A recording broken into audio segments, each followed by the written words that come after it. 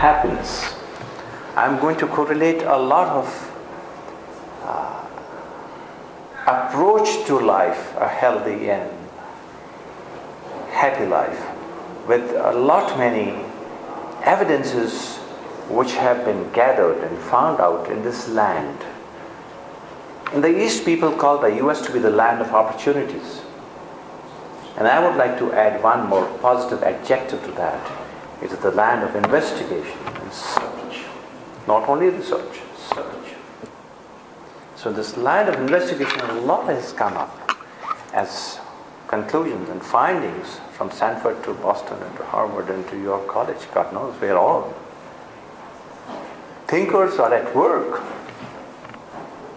And how these evidences can be utilized by us to convince ourselves about the concepts of life and the approach to life, irrespective of caste, creed, color, religion, faith.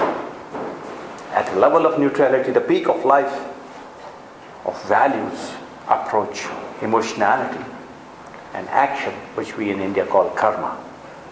How do we put all this and knit it together is what I'm going to approach gradually. So when we feel happy and remain happy, the levels of nitrous oxide are higher in the human body. And it's called the laughing gas. For it's not only that we practically laugh. Every human cell, we have about 11 trillion cells in the human body. Every cell feels happier and effective and energized with appropriate levels of nitrous oxide and feels very much in the blues if the nitrous oxide levels are low. So happiness gives us the glow of life.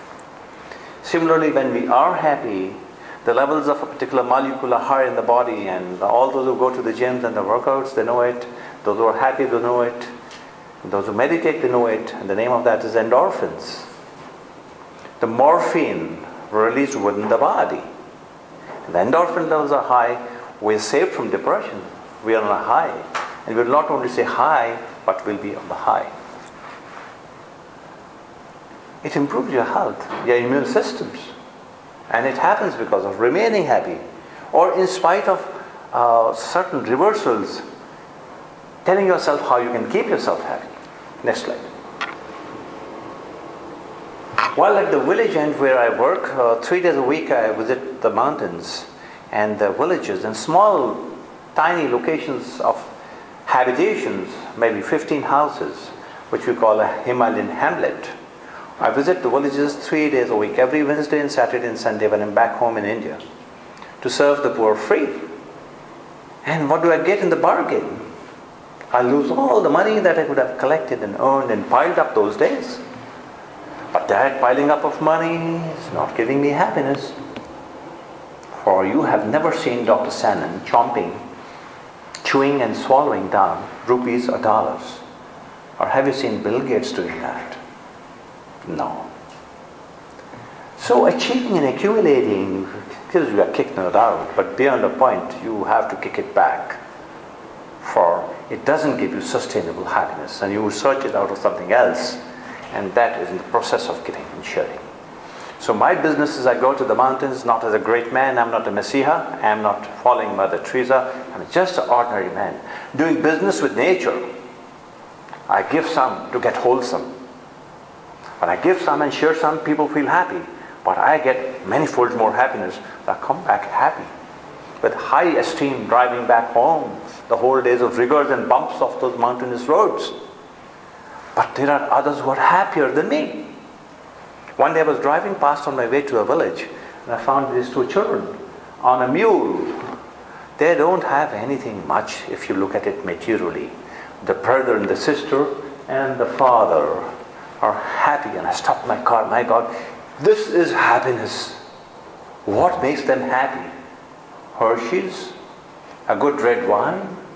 Is it the pizzas? It's a good movie? Is it is it an Alaska tour? What is that? That is the state of mind of these 2 children. I picked them and I said, this is happiness. For happiness is a state of mind. Please mind my words. Happiness is only and only a state of mind. And you're free to be happy, to train your mindset and your approach and attitudes towards things, that you may still always remain within the field of happiness. Next. And they remain happy, and they're giggling.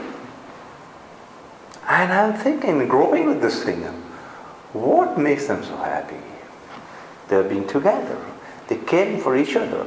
The warmth, the moments that they're spending together.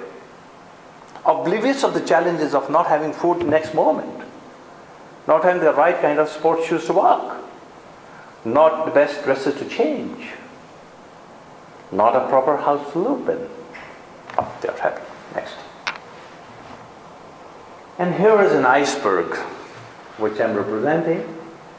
Often followers of modern allopathic science, which I too am, they say that we are stressed because of maybe the environment at home is so vitiated.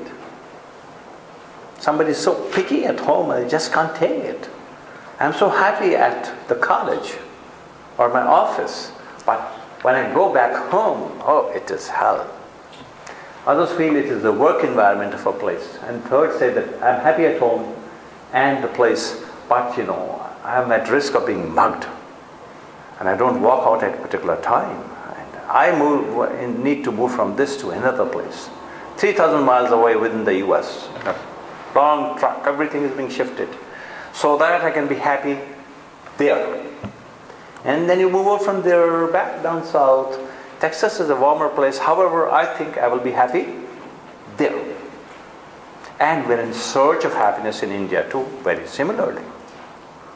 We're in search in this journey of life of happiness. And it's just lying there, quietly sitting, hey, just activate me. Open your windows, and there. Press your MacBook, and there. But we just don't want to. We don't realize. We're trying to find it in different environments. However, these are recognized to be factors which stress us in varying situations and associations and happenings and experiences of life. But the major part of the iceberg of stress is an undue attachment within our own family and kith and kin. It's good to be attached, good to be caring, good to be loving, good to be warm. But an undue attachment causes stress. And here is a little babe, maybe somewhere in Africa, totally malnourished and yet still breathing and a beating heart. Having the malnourished, diluted, double-toned milk of an emaciated mother. Where nature presently has deprived the mother of even quality milk. For where is the calcium and the proteins in the body to secrete the milk from the bosoms?